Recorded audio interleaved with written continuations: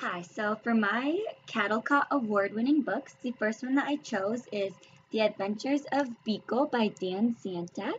I had first read this book when I was doing my preschool practicum, and I really liked it. And it is about an unimaginary friend who lived with all the other imaginary friends until they get imagined by a child. So they live in their own place, and then once a child thinks of them, then they come down and live with them.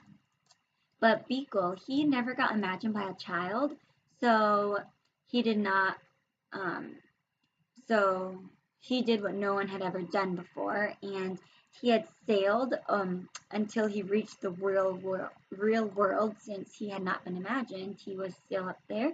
So then he just came and he reached our world by himself, and when he got there, it was different than what he had imagined or thought that it would be like. He had hoped for a friend to come along, but thinking that there was no hope, he got really sad until one day he met this girl named Alice, and um, he was just lonely, but he knew once he met Alice that they were perfect for each other, and this is all the stuff that him and Alice did together.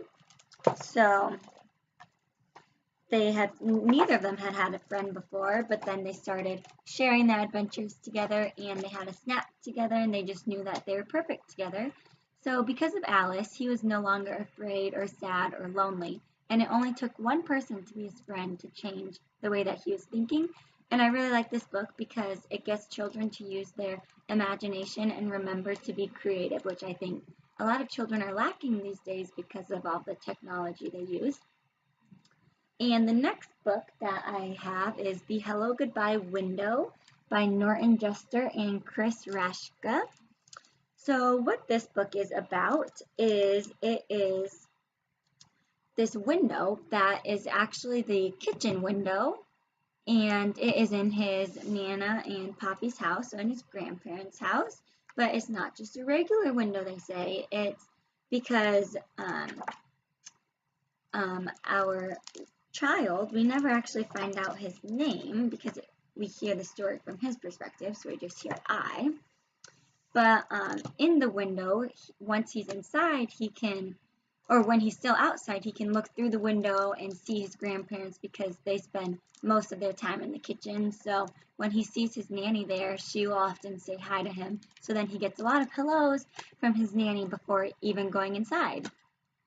And you can see their reflections in the window when it's dark out, so that's another reason why this is the hello goodbye window, and it's a magic window because they can see their reflections, and it makes him feel like he's outside. So then they always joke about, hey, why are you outside? I can see you. And then he's like, I'm not outside, I'm right here. And then they think it's funny with him and his Poppy.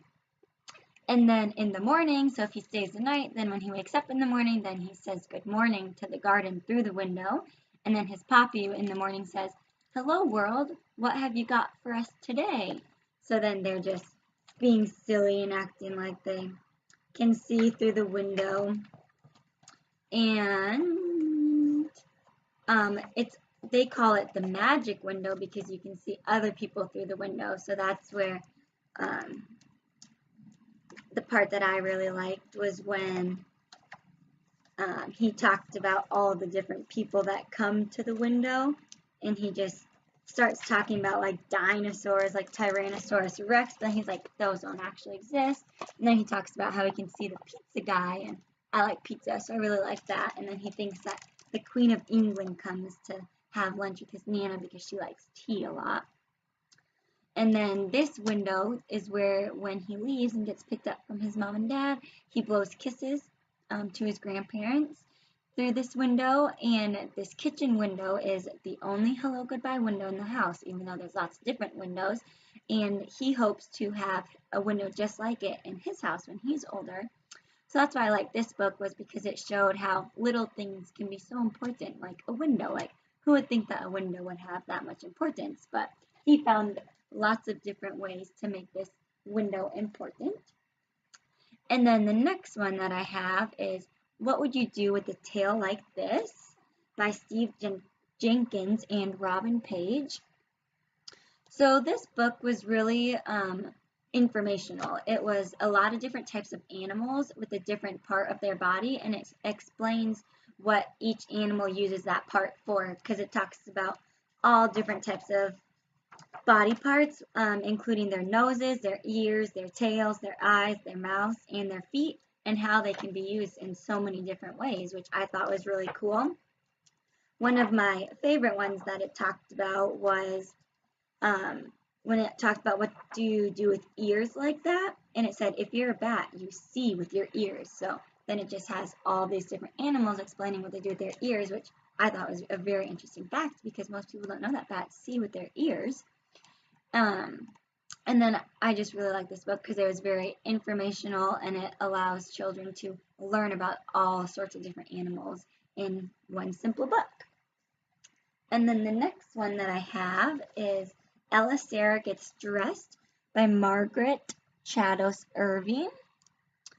And this one was about a little girl named Ella Sarah, and she wanted to pick out her outfit that day, and she knew exactly what she wanted to wear, and it consisted of all different colors and patterns. I'm going to read you guys what it was that she wanted to wear because it was just incredible what she wanted to wear. And she said, I want to wear my pink polka dot pants, my dress with orange and green flowers, my purple and blue striped socks, my yellow shoes, and my red hat. So she knew exactly what she wanted, and she was very adamant on it. And then we see that her mom then suggests a different outfit, and she's like, oh, why don't you wear this? And Ella's like, no. And then her dad is like, oh, well, why don't you wear this? And Ella's like, no. And then her sister suggested an outfit also, and again, I'm sure you can guess what Ella said. Ella Sarah said. She said, no. And you could tell that she's like, I know what I want to wear. Why won't they let me just wear it? And Ella Sarah, she went and she put on the outfit that she wanted to wear, and she thought it was perfect. She thought it was just right. And when her friends came over to play, they thought her outfit was just right also. Because then at the end, we see all of Ella Sarah and her friends, and they're all in outfits kind of like Ella Sarah's. So I just like this book because it teaches you to not really, you need to be, care about others' opinions, but you can't care too much about them. Like if there's something that you love and others don't agree with you, I think you need to follow your heart, just like how Ella Sarah's like, this is what I want to wear and this is what I'm going to do, because she just doesn't care about others' opinions. And then the last one that I have is A Ball for Daisy by Chris Rashka. And this book was just very different from all the other ones because it had no pictures, which was really surprising for me. It had no words, which was really surprising. It was only pictures, and it was about a dog who had a red ball, as we can see from the cover, and this red ball was Daisy's best friend because Daisy did everything with this ball. She had it on the couch with her, she'd play with it in the mud, take it to the dog park, but then one day she took it to the dog park and another dog wanted to play with Daisy, and the other dog popped Daisy's red ball. And you can just see, I'm going to show you these pages where Daisy just looks so sad. You can see that she looks very sad, and then down there it looks like she's almost crying because she's so sad that her red ball was popped. And then she was just sad when she'd go to her normal places like the couch and the mud and the dog park, which normally made her super happy. She was still sad because she didn't have her red ball.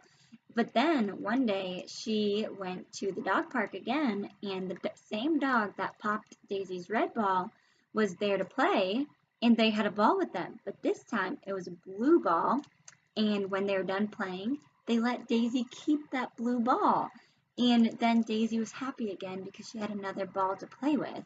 So I just like this book a lot for younger children, especially because there are no words in it. So it just allows them to decide what they think the illustrator is trying to say, and they get to interpret the pictures of the book themselves, which is just once again like from Biko, where they're getting to use their imagination and their creativity and just getting to not have to read the book but make it their own. So those were my 5 Caldecott award-winning books, and I hope that you liked them.